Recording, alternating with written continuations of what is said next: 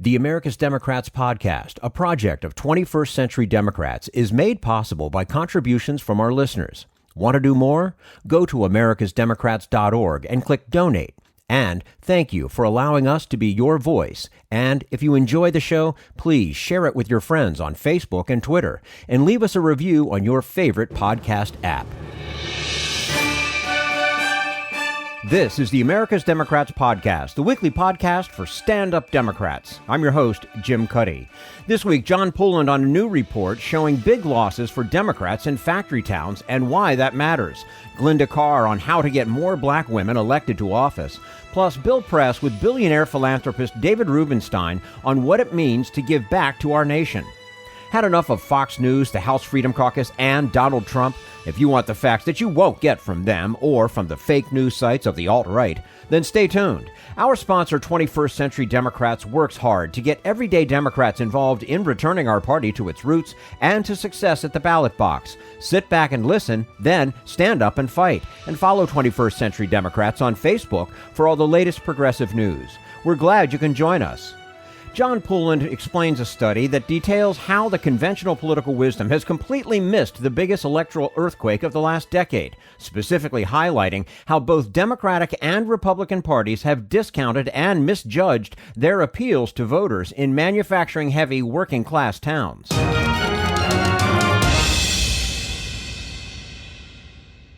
And we say hello to John Pouland, member of the advisory board for 21st Century Democrats. He's also a political consultant who has managed numerous campaigns and has served as an official with the Texas Democratic Party. John Pouland, thanks so much for joining us today on the America's Democrats podcast. Thank you for having me.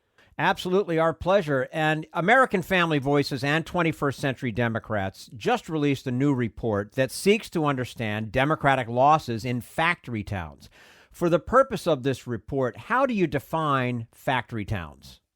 It's really the places that have been left out of the discussion. It's not the big urban centers, it's not the suburban towns, and it's not the purely rural counties, but it's the counties with cities of mid-sized factory towns would be 35,000 or more population, where most folks in that community are not engaged in agriculture production directly and not truly a rural county. Now, to quote the report, Democrats have been hemorrhaging millions of votes in these communities. How significant are these losses in terms of being able to win elections as we move forward? It's the difference between winning elections handily or winning very close elections, as in 2020, or the difference between winning and losing, as in 2016. But more importantly, it's also the difference between winning some Senate seats in some states that have heretofore elected a good number of Democrats, states like Ohio and Wisconsin, Pennsylvania, et cetera. Mm-hmm. And of course, the report explores a number of factors to explain the decline in Democratic voting in factory towns. One is the decline in manufacturing jobs. And I know there are a lot of reasons behind this, and a lot of it's debated, but how does this trend out, or how does it play out politically? Well, the efforts that are being currently undertaken by the Democratic administration, President Biden, and the Democratic Senate and House will drive manufacturing jobs, an increase in manufacturing jobs around the new energy, for instance, issues that we face. So a good example is Toledo in Ohio. Right outside of Toledo, there's a company that's building solar panels to compete with the Chinese. I think if we learn nothing else from the pandemic, it is that the supply chain is easily interrupted, and we need to make sure that services and products that are essential to America's well-being are manufactured here. So that stimulus is going to produce more of these jobs, and more of these jobs are going to be coming to factory towns like those around Toledo. Is that a key to getting back that populist vote by creating these new types of manufacturing jobs that kind of take us further into the 21st century where we should be headed anyway? Yes, that's exactly what it is. And no one is suggesting that all the folks who get these jobs are going to return to the Democratic fold. There'll be people who will continue to vote as their primary issue on destroying the public school system and not on their economic well-being. But the more people who have good paying jobs that are, an honest day's work produces a good living standard for them and their family. They're going to be more responsive to a Democratic message, and there'll be some votes that will be gained through that. And that's our objective here, is to reduce the losses we've been suffering in these counties and turn around the direction that has driven the party to virtually no existence in many of these small factory towns and mid-sized factory towns. Mm-hmm. And we're speaking to John Pouland, member of the Advisory Board for 21st Century Democrats. He's a political consultant who has managed numerous campaigns and has served as an official with the Texas Democratic Party.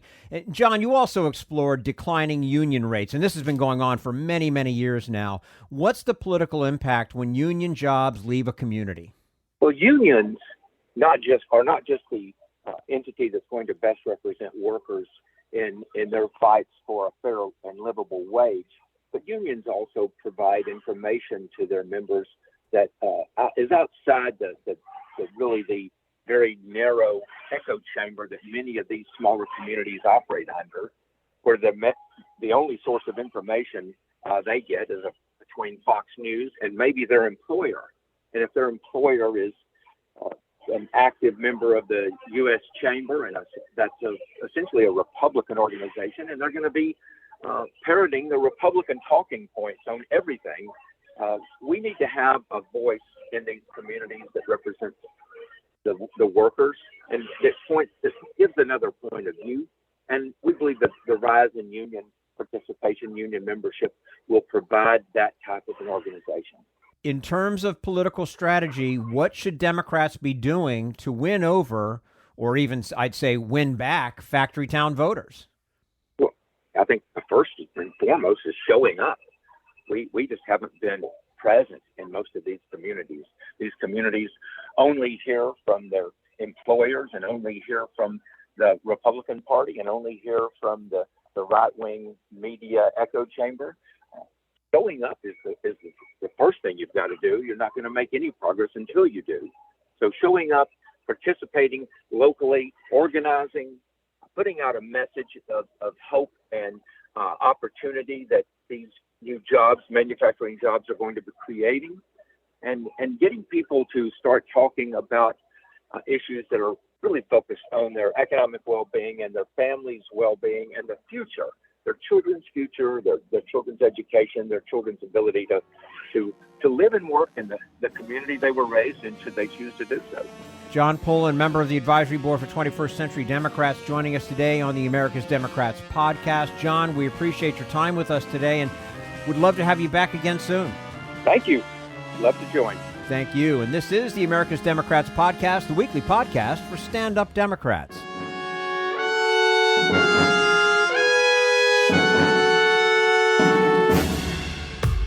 We want you to sit back and listen to this americasdemocrats.org podcast, a project of 21st Century Democrats. But we need you to stand up and fight. Do you want to get involved and help get our party back to its roots and to success at the ballot box? You can make your contribution to help us keep this show going and to elect Democrats who will stand up for democratic principles. Go to americasdemocrats.org and click on Donate at the top of the page. Social Security measure. I believe that we must pass legislation to provide medical care.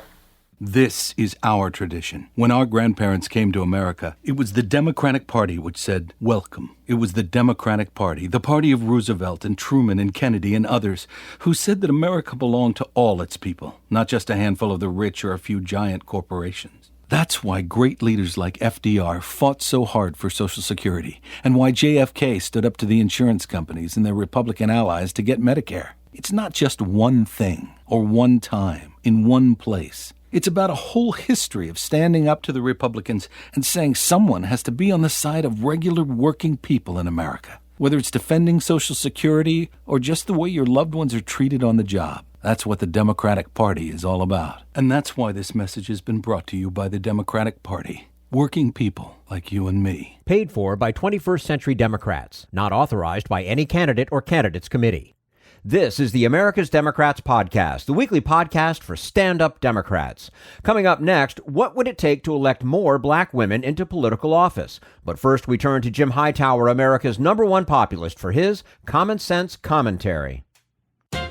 Nearly every nation with an advanced economy, and some not so advanced, treats child care as a fundamental public good, essential to nurturing children, families, and the whole society. But not our U.S. of A.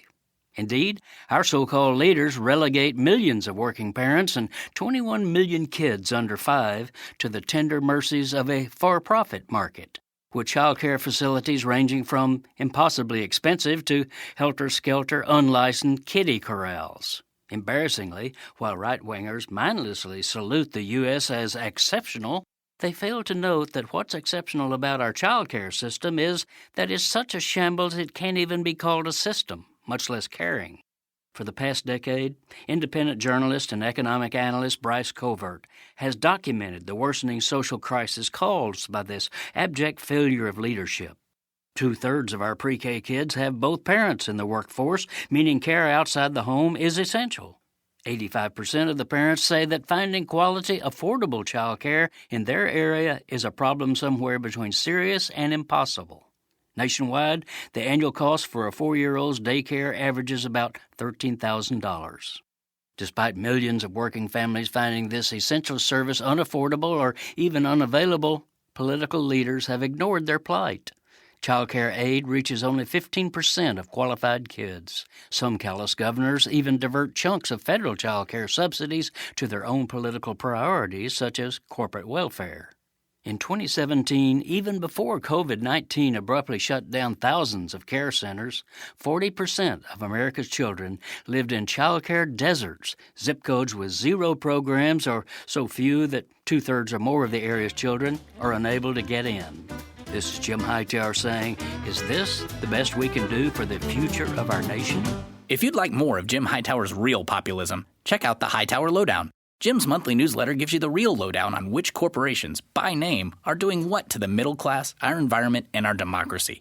Each month, the Hightower Lowdown brings you facts you didn't know, along with actions you can take to fight back. It also comes with a sense of humor.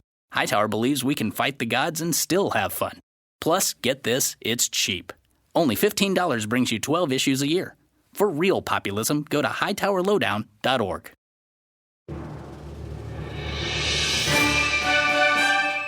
This is the America's Democrats podcast, the weekly podcast for stand-up Democrats. A record number of black women ran for Congress in 2020. Political strategist Glynda Carr says that record could be broken again in 2022. And if black women win, she says we all stand to gain. And we say hello to Glynda Carr, President, CEO, and co-founder of Higher Heights for America, a political action committee that works to help black women get elected to office. Glynda Carr, thank you so much for joining us today on the America's Democrats podcast. Thanks for having me. Our pleasure to have you with us. Now, you co-founded this organization in 2011, shortly after the midterm elections. What led you to that decision? Yeah, so I come from a politically active family and stumbled across a career in politics and policy. My undergrad degree is actually in music management, and I had been working in New York politics since 2002. 2010 comes around, I was working for a statewide advocacy organization that decided to close its organization at right after the midterm election. So when you work in politics, sometimes after an election, you find yourself without a job. And so I was trying to determine what my next steps were going to be. And I invited my friend and colleague, Kimberly Peeler Allen, to coffee. And that coffee turned into us talking about not seeing ourselves oftentimes in the rooms that we worked in, that it would be, you know, a small handful of women of color in a room that was very dominantly male and dominantly white. And we were like, and we belonged to a lot of national and local organizations and didn't necessarily see ourselves as Black women in those organizations. And we we should start our own organization. And we literally wrote the words Higher Heights down 10 years ago, this past February, and spent a year and a half deciding what this look like? And we didn't know what we were designing, but we were designing the political home for Black women, a place for Black women to be informed, engaged, and to take action to build our collective political power from the voting booth to elected office. So what were your initial goals back in 2011, and how have we advanced since then in terms of Black women in political office? Yeah. So we certainly wanted to create a national network of Black women, our allies and our supporters to help elect Black women. And so the first thing we did was we partnered in 2014 with the Center for American Women in Politics at Rutgers University to do the status of Black women in American politics. You can't actually design where we want to go if we didn't know where we've come from. And so what this report found, which we already knew, was that Black women were severely underrepresented and underserved in our American democracy. In 2014, there was one Black woman serving as mayor of top 100 cities. We have 8 now. In 2014, there were 18 Black women serving in Congress. We have 25. Our first role as an organization, we wanted to elect a Black woman to the US Senate. And so in 2016, we sent just the second Black woman to ever serve in the US Senate, Kamala Harris, to represent California. And we're excited about the evolution of Black women in elected office. We've seen incremental gains, but we also know there's a lot of work to be done. Never had a Black woman serve as governor in our country's history. We've only had 17 Black women serve in statewide executive offices. And we now have the elevation of a Kamala Harris to the vice presidency, being the first woman of color, and Black woman. But she left the US Senate, and there's 0 Black women once again in the US Senate. And so our work in 2011 was to ensure we had Black women's voices at every decision-making tables, and that was the Senate. And that's the work of moving beyond 2020. We need to elect Black women to the US Senate in decision-making tables across this country. Yeah, I mean, sadly, Black women are still fighting for representation in elected office, as you just pointed out. In terms of where we need to be, you touched on a couple of different offices that, there's one person here, there's one person there. Where do you still see Black women really underrepresented in politics? Or is it across the board? We've actually, like I said, seen representation. So you have 8 Black women serving as mayors of top 100 cities. Black women are shy of 8% of the population. So that is, a success story. Black women in Congress are about 4.3% of Congress. So there's still growth there. It's it's statewide executive offices and statewide runs. So US Senate is a statewide executive, a statewide run, although a federal office. And so we have to imagine what the new face of leadership looks like. And it's no longer, a certain demographic. Black women can serve diverse constituencies. Frankly, you see Black women running in districts that are majority white districts, like a Lauren Underwood in the suburban rural community in Illinois.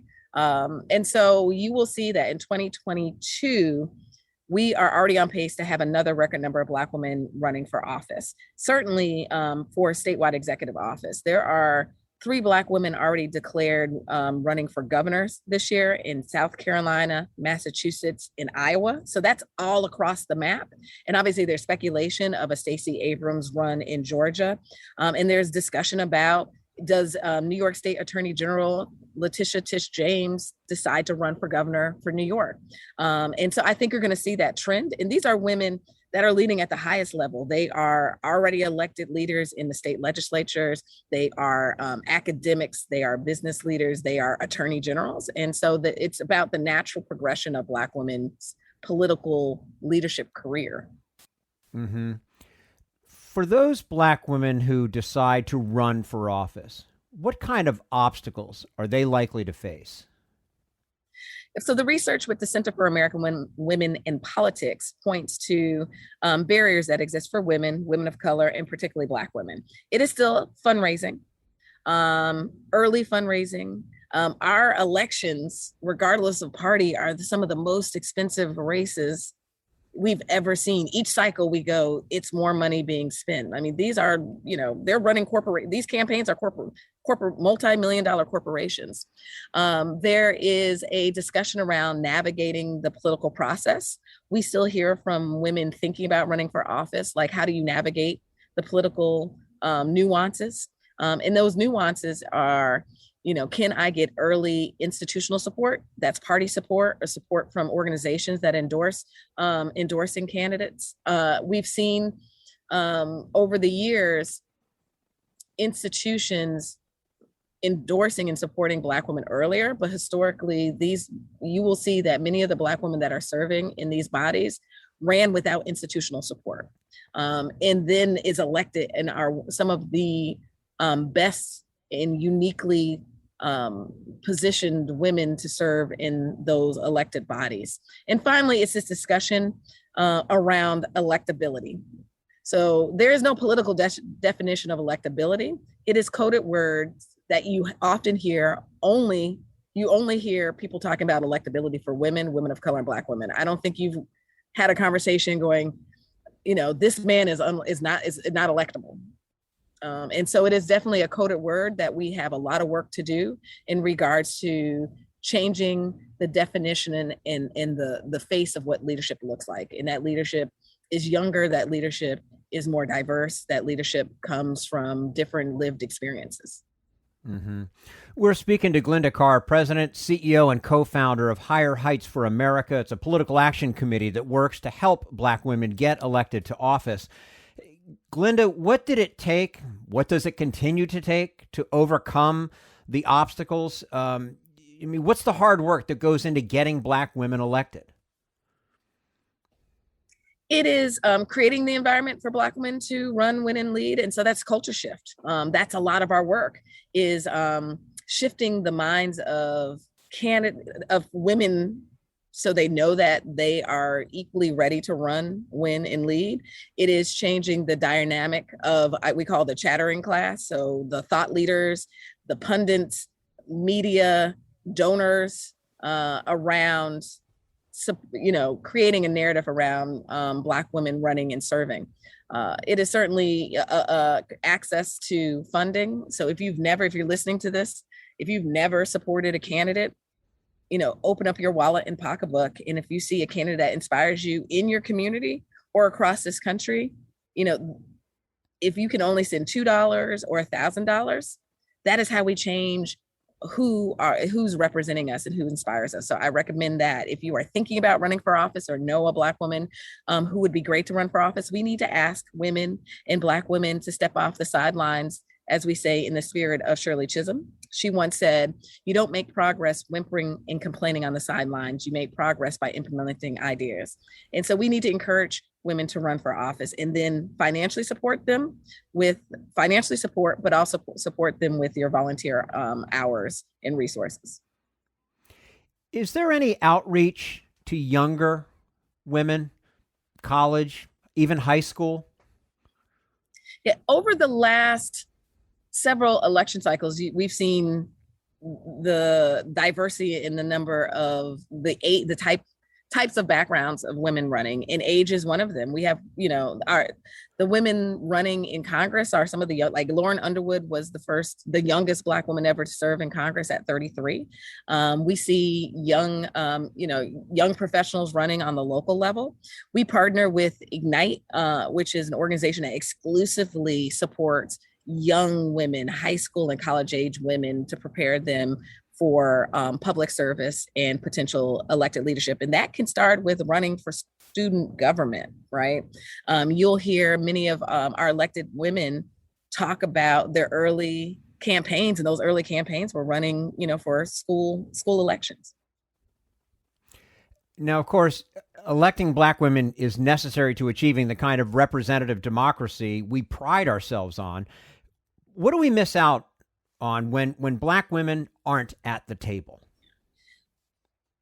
Diverse decision-making tables make better decisions. And that is all types of diversity, lived experience, race, ethnicity, age. when you have a diverse decision-making table, they just strive for better decisions. And I'll give you a good example. 2018 was the 50th anniversary of Shirley Chisholm being elected the first Black woman to serve in Congress. In that year, we sent a record number of Black women to Congress, 5 of them, in fact. In the 5 of them, we sent a nurse, a teacher, and not just a teacher, the teacher of the year in 2016. We sent a city council member, a state legislator who is a Somalian refugee, and a mother who turned activist when she lost her son to racially motivated gun violence. And those members are Lucy McBath, Lauren Underwood, Ayanna Presley, Ilhan Omar, and Lucy McBath. And those women going into a global pandemic and the killing of George Floyd and Breonna Taylor and all of the racial awakening that happened in 2020 were certainly their lived experiences at the table of having a woman who lost a son to gun violence, a nurse and public health professional, Lauren Underwood, talking about what we need to do during a public pandemic, a Johanna Hayes, who is a teacher, and our living rooms became classrooms, and her advocating about what were the public policies we needed to put in place to ensure that we were educating every child during a global pandemic. Those are the examples of the diversity and the types of lived experiences that Black women can bring to a decision-making table. Now, looking ahead to 2022, you told Politico, quote, "This moment has been more than 10 years in the making," close quote. What did you mean by that? You know, there's been a lot of intention and discussion around Black women's leadership. In 2017, there was a touch point moment where everyone said, "Thank Black women," after the Alabama Senate race, or, you know, Black women did their part after the 2016 presidential race. And certainly 2020, there was a lot of discussion around the bold leadership that Black elected women led in the moment, from the mayors of the top, 100 cities, and the way they governed during COVID-19. London Bree from San Francisco was one of the first mayors to issue, closing the city down for COVID-19. And so there's a lot of discussion. And so I believe there is a understanding that these Black women just appeared. Black women actually have been the building blocks to winning coalitions as voters, but we certainly have been the architects to our modern democracy. Frankly, sitting at tables like the suffrage movement, knowing that their work to secure the vote for women during, over 100 years ago, didn't actually provide an opportunity for them to have access to the ballot. And so I would say it's more than 10 years, but certainly there has been an incremental touch point moments over the last 10 years where we've seen an incremental gain in the number of women running and winning, but certainly an expanded understanding of how Black women uniquely lead in this moment. Glynda Carr, President, CEO, and co-founder of Higher Heights for America, the political action committee that works to help Black women get elected to office, joining us today on the America's Democrats podcast. Glynda, we appreciate your time with us today. We'd love to have you back again soon. Great. Thanks for having me. Thank you. And this is the America's Democrats podcast, the weekly podcast for stand-up Democrats.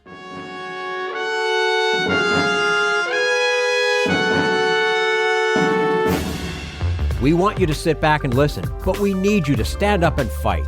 Help get our party back to its roots and to success at the ballot box.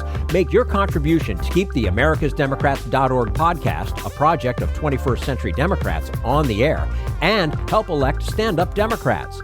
Go to AmericasDemocrats.org and click on Donate at the top of the page.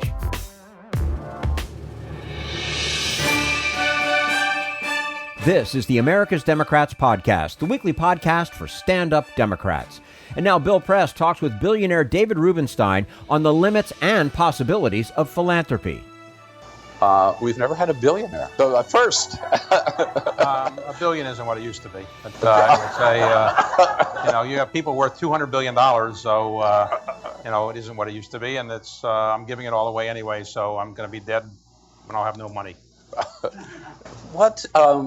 You certainly didn't make that working in the Senate as a staffer for Senator Birchby. You didn't make that at the White House for Jimmy Carter.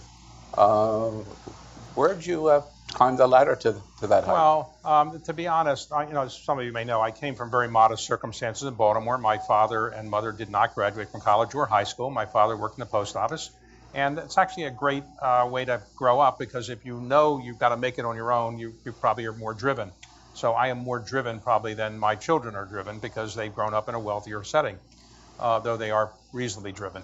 I would say that I got lucky in life. I got scholarships to Duke and University of Chicago Law School. I practiced law, got a job in the White House, very lucky to get that. And then I was probably, when we lost the election to Ronald Reagan, I thought, how could we lose this election? I told President Carter, you're running against an old man. He's 69. He won't be able to get out of bed in the morning. He's so old. Now I'm 72, so 69 seems like a teenager. But I didn't think we could lose. And then people used to come to me and say, David, you're a brilliant young man. If you want a job, call me up. Well, I said, I'm going to be here in the second term. I'm going to be the senior domestic advisor in the second term. So why would I want a job? Then I decided when we lost the election, I better call these people up because I needed a job. And none of them ever called me back because, who wants a person out of power? Who cares what the Carter administration is thinking when Reagan's president? So I actually took me 6 months to find a job because nobody wanted to hire, a Carter White House aide. And I didn't want to tell my mother that her only child was unemployable. So I kept saying I had so many offers, I didn't know which one to take. And I don't know. After about 6 months of that, she said, David, just take one of them. So I went back and I practiced law, and I was pretty clear I wasn't a good lawyer. My clients didn't think I was good. I knew I wasn't that good. So I decided to try something different. I started a private equity firm in Washington when nobody knew what private equity was, and it grew to be one of the largest in the world, and I got lucky and we made money, and I signed the Giving Pledge. I was an original signer of it, so I'm giving away all of my money, and I've given away lots of it already, and a lot of it in Washington, D.C. for things that you're probably familiar with. And I want to talk about some of those things, but you obviously made a lot of smart investment decisions along the way. Did you make any bad ones? Every day. My worst one was my now son-in-law, when he was at Harvard College dating my oldest daughter, said his roommate from Exeter and his classmate at Harvard was going to start a company, and it was called Facebook, and would I like to invest in it? I said, that's a dating service. That'll never get anywhere. So I turned that down. And then one time we had an opportunity to help a guy named start a company who was going to sell books over the internet. It was Jeff Bezos, and we got some stock, and I didn't think it was going to be worth very much, so we sold it pretty quickly. And then another young guy showed up in our office from college, just out of college. He was starting a new company to navigate the internet. And I said, well, what's the internet, and why would I want to navigate it? And this was Mark Andreessen, and he started Netscape, which later sold to AOL. So I've turned down a lot of companies I shouldn't have, and I've made a lot of bad decisions, but that's life. Donald Graham came to you at one point and said, how would you like to buy the Washington Post? Yeah, I knew Don reasonably well. He sat down with me for breakfast at the Four Seasons and said, David, I'd like you to buy the Washington Post. And I said, well, Don, it's got some problems, not making any money. But he explained what the deal was, and that was a deal where you bought three things. You bought the newspaper, the real estate company, the real estate that the newspaper was in at that time, and then there was an online company that he said was worth about $300 million. So as I recall, he said it was a $650 million purchase price. I didn't negotiate, but that was what he asked for. $650 million, $300 million was the value of the online company, $100 million or so was the value of the real estate, and the newspaper was the rest. I said no, I didn't want to do that. I thought the newspaper was going to go south and I would be laying people off. It turned out that they sold the online company for about $500 million. They sold the real estate for about $175 million. So I could have bought the whole thing for practically nothing. But Jeff Bezos is obviously richer, smarter, more technically savvy than me, so they're better off without me. You mentioned giving your money away. You belong to a group called the Giving Pledge. Right. How many people are in it? And I'm curious, do you get together and decide how you're going to give your money away to which causes? Or the idea was really generated by Warren Buffett, Bill Gates, and Melinda Gates. And Bill came to see me in my office in Washington and talked about it. I had lunch in my office and with Bill, and he had a cheeseburger and French fries. It didn't seem like he was eating healthy food or anything. But he told me about this, and I said I was going to give away my money anyway, so I'm happy to sign this. This says essentially that if you have a net worth of $1 billion, you agree to basically give away half of your net worth upon your death or during your lifetime. Now, it's a voluntary thing, so if you never give away any money, but you say you're going to give it away upon your death, and you don't do it upon your death, there's nothing they can do. They can't disinter you. So, but it's a voluntary thing, and we had 40 initially. I was one of the 40 initial signers, and there were two others, I think, in the Washington area initially. Roger Sant and Steve Case were the others who were initial signers. And then we now have probably about 210 or so of them, mostly in the United States, because people in the United States are more committed to this. When we ask people in China or Russia whether they want to give away 50% of their net worth, they think they look like you're crazy. But today we meet once a year. Obviously, because of COVID, we've had to meet virtually. We meet once a year, but it's not designed to say, look, here's my favorite charity or my philanthropic thing. You should give money to mine. I'll give money to yours. We don't do that. Just educate people about the challenges of money and so forth. And the biggest problem I have with the Giving Pledge is, well, I think it's good. It focuses on the need for philanthropy. There are two things I want to emphasize. Philanthropy is derived from an ancient Greek word that means loving humanity. It doesn't mean rich people writing checks. So you can be a philanthropist, in my view, by giving the most valuable thing you have, which is your time. And so more people have time than they have money. And time is something you can never get back. You can always make more money if you're in that business world. So I encourage people to give away their time. In fact, when de Tocqueville came over in the 1830s and wrote about the United States, what he observed was that people were spending all their time volunteering. He couldn't get anybody to interview because they were all volunteering for things. Because we have this tradition in the United States of volunteering and helping out. And second point is, you don't need to be worth $1 billion to be a philanthropist who gives away money. You can give away money at any level. In fact, my mother, who I would give as much money to as she would take, she didn't want money because she just didn't want to be rich. After she passed away, I found for the next couple of years, I was getting letters from every organization in America that she was giving money to. She would give $5, $10, $15, $25. She never said no to any request. And she was, in my view, a philanthropist. She was giving away all of her money, but in $5 and $10 checks, basically. And I still get these letters from people that say, how come you haven't given in the last couple of years? You used to give $5 every year. Now you're not giving any money. So I do think that it's important to encourage younger people, and particularly all people, to give away something or do something as a philanthropist younger in your life. And you don't have to be a billionaire to give away money or to give away your time. Just do something to make the country better. And I think you'll feel better for doing that.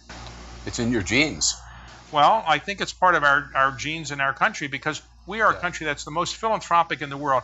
Roughly 2% of the GDP of this country is given away each year. No other country is even close to that. And I would say that we have a tradition of doing this in this country. When the country was started, we didn't have wealth, and therefore people had to volunteer, people had to contribute to create a library, to create a fire department, to create a hospital. And that tradition has continued. And it's really a tradition that you don't see anywhere else in the world quite this level. And your focus, for which we are all grateful, has been particularly on Washington, D.C., and what makes Washington great. I just want to read a quick list of institutions which I know of that you have very generously supported. They include the Kennedy Center, you're chairman of the board there still, the Washington Monument, the Library of Congress, the National Archives, the Jefferson Memorial, Mount Vernon, Monticello, the Lincoln Memorial, the National Gallery of Art, the Smithsonian, the White House Historical Association, which I'm a member of, the National Zoo, and the Panda Program. I mean, thank you, David Rubenstein, right? Look, I felt sorry for the pandas because, the pandas have problems. They can't reproduce very well. We have to help them. But this focus, what drives that focus?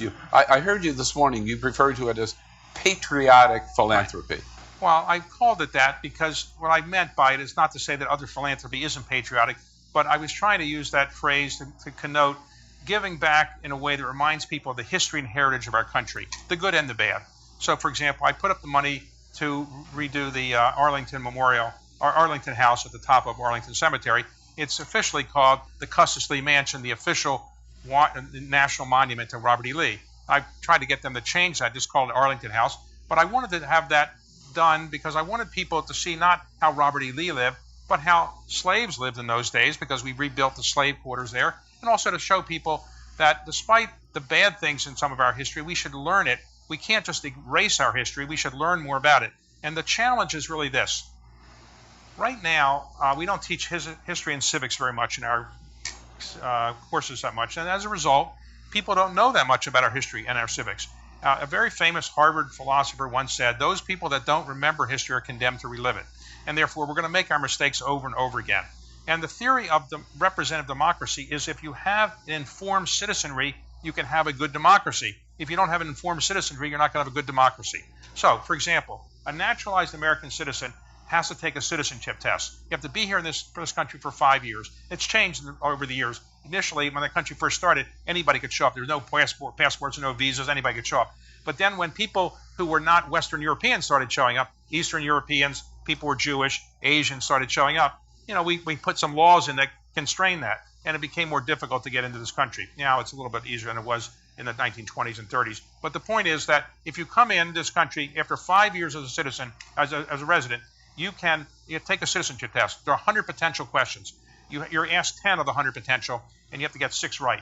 If you're 65 or older, they tell you exactly which 10 questions. So it's not that difficult. 91% of the people that take this test as prospective citizens pass, 91%.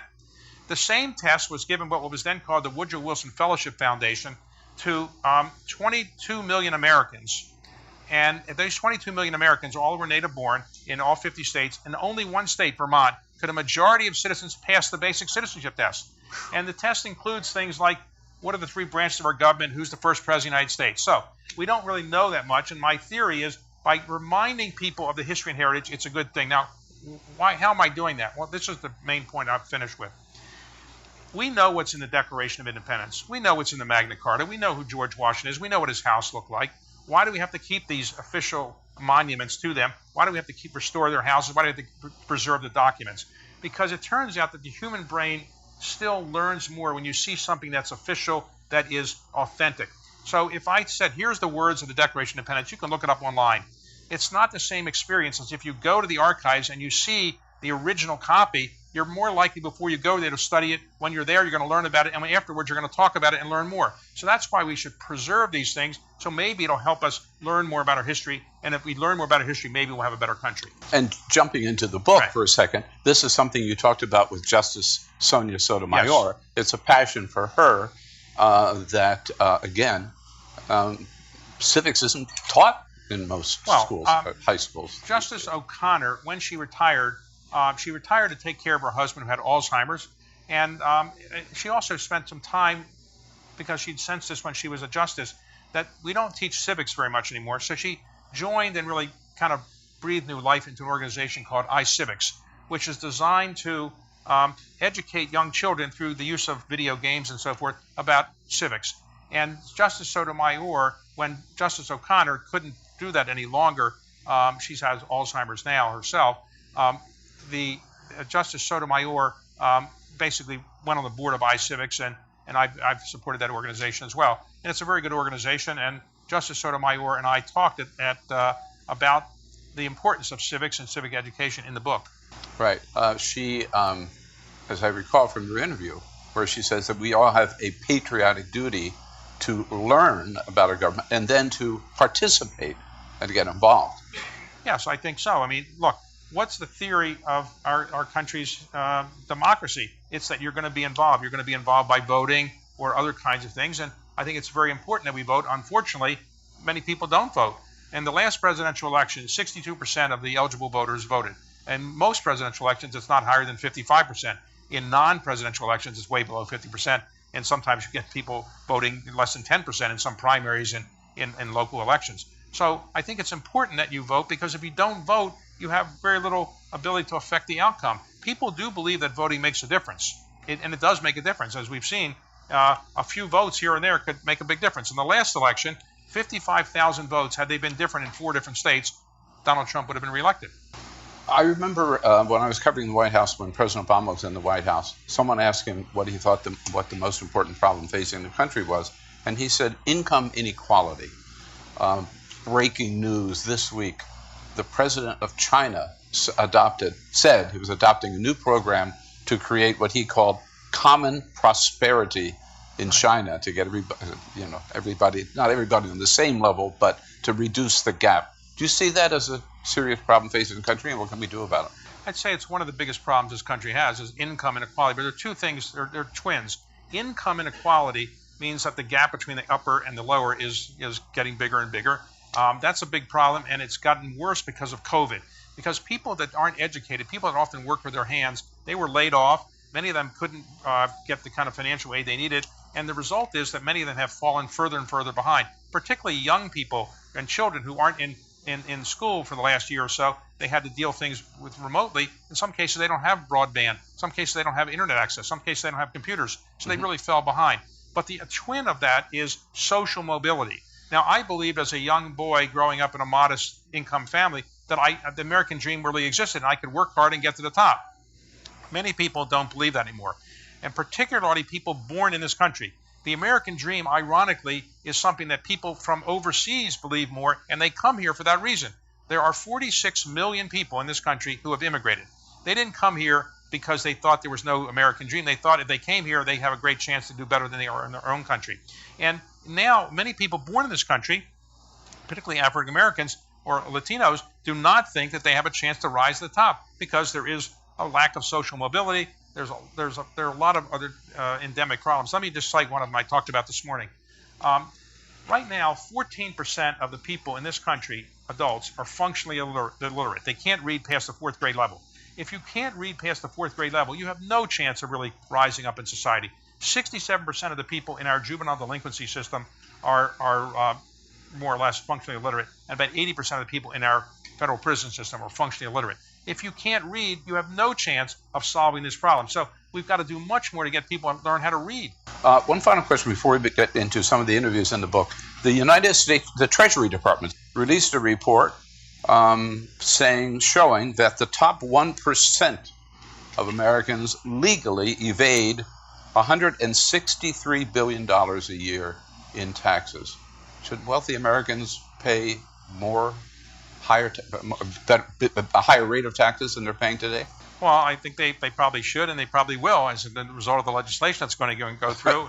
And I'd say, I paid hundreds of millions of dollars in taxes. Maybe I can pay more. It's not going to change my lifestyle. But you can take the net worth of the richest people in the country and take it all away. It's not going to solve the problem if people can't read. It's not going to solve the education problem. The problem is you've got to get people at the bottom of the social and economic strata to learn how to be good citizens, learn how to read, learn how to get educated. We still have millions of people every year dropping out of high school. You drop out of high school, what are your chances really of getting to the top? It's difficult. So yes, the net worth of there are a couple people in the United States who are now worth $100 billion. And there are two, I think, are now worth $200 billion. But let's suppose you took that $200 billion away from Jeff Bezos and Elon Musk. How is that really going to solve all of our problems? It's not when the federal budget deficit is $3.5 trillion a year. So I'm not against taxing people more than we're currently being taxed, but we shouldn't think that's going to solve all our problems. I'll break my own rule of asking you one final question on that. When I looked at this list of all the organizations that you sponsored, unlike Jeff Bezos and Elon Musk and Richard Branson, I didn't see any spaceship. I didn't see the David Rubenstein blast into space. I didn't do that, but I was the chairman of the Smithsonian for a number of years, and I did support their redo of the Air and Space Museum. That is the most popular museum in Washington, and Jeff Bezos just gave $200 million more than I gave for the rehab. It's an interesting thing, and it shows you how Washington operates. It opened in 1976 for the 200th anniversary of their country's history. It cost $40 million to open. Michael Collins, who passed away recently, one of the people who went to the moon on the historic Apollo 11 flight, he was the first director. $40 million, built the GSA specs. And then it turns out recently the walls were crumbling down, and the walls were built to GSA specs, and they weren't very good. You have to wonder, the pyramids were not built to GSA specs. They've been around for thousands of years. They're not falling apart. But this is falling apart. So it's now costing $1 billion. It costs about $1 billion to fix it. We've largely raised the money, not completely. Congress has been very generous. And so Jeff did give a great deal of money to it. I don't have my own spaceship program, though. No, okay.